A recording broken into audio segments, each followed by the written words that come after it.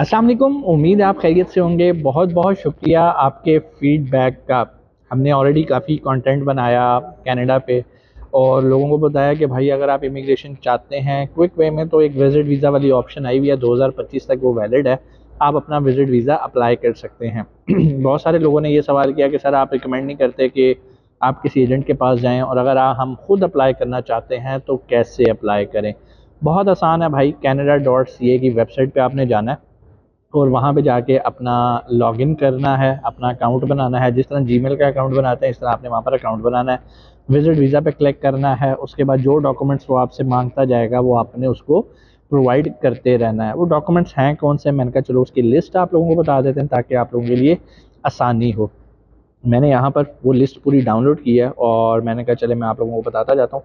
सबसे पहले जी आपके पास जो रिक्वायरमेंट है विज़िट वीज़ा की, सबसे पहले आपके पास पासपोर्ट होना चाहिए। ठीक है, ये एज ए ट्रैवल डॉक्यूमेंट आपके पास होना चाहिए। और मैं आपको एक अच्छी बात बताऊँ, जितनी ज़्यादा ड्यूरेशन एक्सपायरी पेंडिंग होगी उतना ही लंबा आपका विज़िट वीज़ा कनाडा का लगेगा। फॉर एग्ज़ाम्पल हमेशा याद रखिए, अगर आप कनाडा का वीज़ा अप्लाई करने जा रहे हैं तो कोशिश करें कि आप पहले अपना पासपोर्ट रीन्यू करवा लें और कोशिश करें 10 साल के लिए करवाएं, ताकि आपको 9 से 10 साल का विज़िट वीज़ा मल्टीपल एंट्री मिल सके। बहुत सारे लोग गलती करते हैं कि यार पासपोर्ट की डेट नहीं देखते वो कब एक्सपायर होने वाला है, विज़िट वीज़ा अप्लाई कर देते हैं। पता चलता है यार वो 12 महीने रह गए, साल रह गया, 8 महीने रह गए, तो उन बेचारों को 4-5 महीने का विज़िट वीज़ा मिलता है, जो कि एक मेरा ख्याल है कि ज़्यादती है।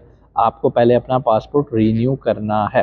ठीक है, तो अगर तो आपका 5 साल का है और आप कहते हो कि सर 4-5 साल का मिल जाए, ओके फ़ाइन। अदरवाइज़ स्मार्ट लोग क्या करते हैं, वो 10 साल का अप्लाई करते हैं पासपोर्ट और वो ले लेते हैं। ठीक है जी।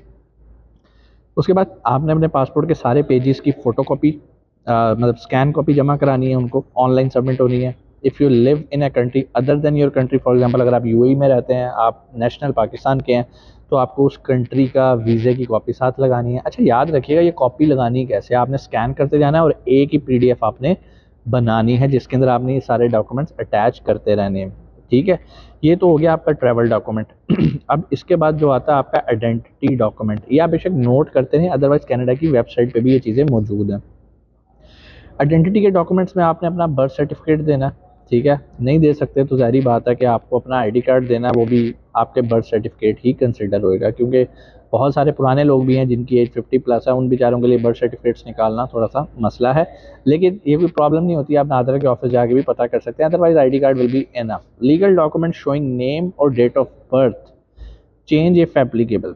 ठीक है जी, आपकी डेट ऑफ बर्थ मेंशन हो रही होनी चाहिए। Affidavit declaring your intention to visit, आपने एक एफिडेविट बनवाना है जिसमें आपने क्लियर करना है कि आप क्यों विजिट कर रहे हो। और याद रखिएगा विजिट वीज़ा पे जाते हुए आपने कभी ये डिक्लेयर नहीं करना भाई मैं जॉब ढूंढने जा रहा हूँ। ठीक है, वो अलहदा बात है कि आप ऑफिशियली वहाँ जाके काम कर सकते हैं, लेकिन विजिट वीज़ा में आपके पास विजिट करने की कोई ऑथेंटिक रीज़न होनी चाहिए। जॉब ढूंढना is not an authentic reason. ठीक है जी।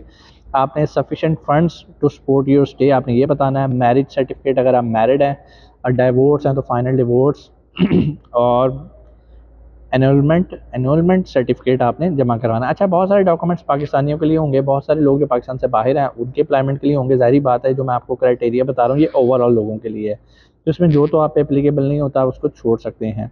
अभी देखिए, if married more than once include certificates from each marriage और डाइवोर्स और एनरोलमेंट यू और योर पार्टनर हैव। ठीक है, अगर आपने एक से ज़्यादा शादियाँ की है तो उन सब का प्रूफ आपने लगाना है। Proof of sufficient funds for the stay. ठीक है, ये जो प्राइम एप्लीकेंट होता है, मिसाल के तौर पे अगर आप फैमिली के साथ अप्लाई कर रहे हो तो आप खुद प्राइम हो और आपके साथ जो हैं वो आपके साथ सेकेंडरी एप्लीकेंट्स हैं, तो आपने अपना प्रूफ लगाना है कि आपके पास इतने पैसे हैं। ठीक है जी। Saving account statement of last 3 months. ठीक है जी, अगर कोई फिक्स डिपॉजिट है वो भी दिखा सकते हो, कोई इंश्योरेंस पॉलिसी है सरेंडर वैल्यू की वो भी दिखा सकते हो, पोस्ट ऑफिस सेविंग्स हैं वो भी आप साथ अटैच कर सकते हो। इनमें से कुछ भी जो आपके पास है, जो आप साबित कर सको कि मैं भाई इतनी देर के लिए जा रहा हूँ, मैं भूखा प्यासा नहीं मरूंगा। आप अपने बैंक स्टेटमेंट 6 महीने की लगा दो, कंसिस्टेंट लगाओ। ठीक है, कि आपके पास इतने पैसे इसके अंदर मौजूद हैं। ठीक है, post office savings, any other savings आपके पास हो, current pay stub if working, pension booklet if retired, any property in your name. ठीक है, अगर आपके पास कोई प्रॉपर्टी है लेकिन उस प्रॉपर्टी के डॉक्यूमेंट को आपने किसी मुसद्दका इदारे से अटेस्ट करवाना है ताकि एम्बेसी उसको एक्सेप्ट कर सके। खुद से नहीं बना लेना कि जी ये मेरा अपार्टमेंट है और ये 4 करोड़ का है, किसी से उसकी असेसमेंट करवानी है। ठीक है, किसी गवर्नमेंट ऑफिस से। Refusal letter if there is any refusal, अगर आपने कभी कोई अप्लाई किया है वीज़ा और आपको रिफ्यूज़ किया गया है तो जो रिफ्यूजल लेटर है वो आपने साथ अटैच करना है। उसके बाद आ जाती है जी आपकी ट्रैवल हिस्ट्री। 10 सालों के अंदर आपने क्या क्या कहाँ कहाँ ट्रैवल किया है, उसकी आपने entry date, exit date, destination and purpose of visit, आप कहाँ कहाँ गए, किस मकसद के लिए गए। और ये ऐसा इसलिए होता है, बेसिकली कनाडा ये जानना चाह रहा होता है कि भाई आप जिस भी मुल्क विज़िट करते हो वहाँ जाके रह ही तो नहीं जाते, यहाँ वापस भी आते हो।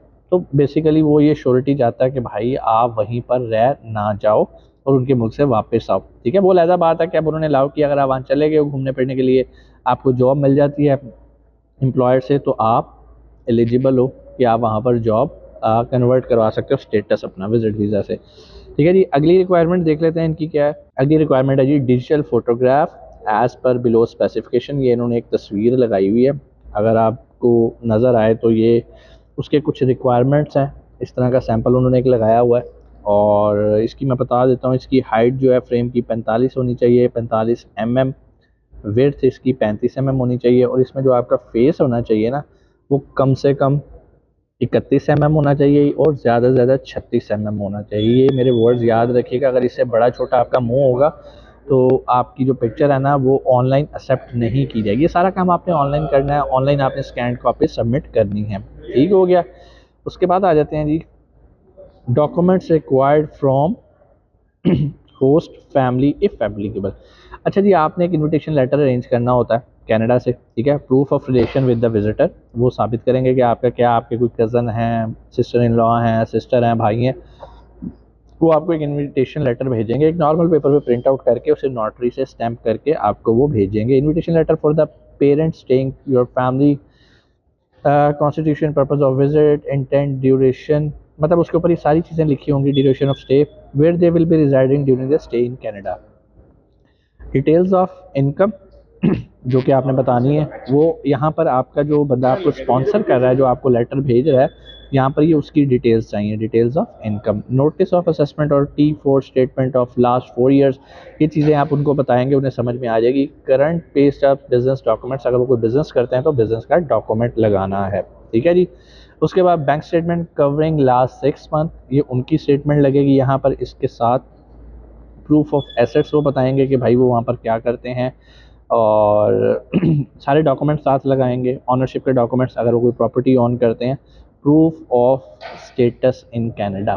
ठीक है, वो साबित करेंगे कि वो वहाँ के नेशनल हैं या टेम्परेरी TR पे हैं या वो PR पे हैं, परमानेंट रेजिडेंस पे हैं, तो जो भी उनका स्टेटस होगा वो बताएंगे। तो ये मैंने आपको एक चीज़ें तरतीब में बता दी जो कि आपको रिक्वायर है विजिट वीज़ा अप्लाई करने के लिए। आपको ये सुनने में मुश्किल लग रही होंगी, बड़ी टेंशन वाली बात होगी, ऐसा कुछ भी नहीं है।